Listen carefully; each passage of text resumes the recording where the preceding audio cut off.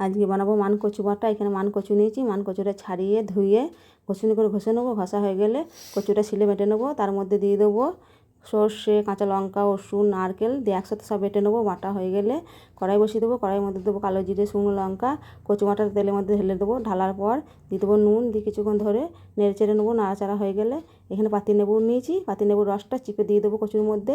দিয়ে আরও কিছুক্ষণ ধরে ভালো করে মিশিয়ে নেবো রসটা। দিয়ে মেশানো হয়ে গেলে কচু বাটাটা ঢেলে নেবো।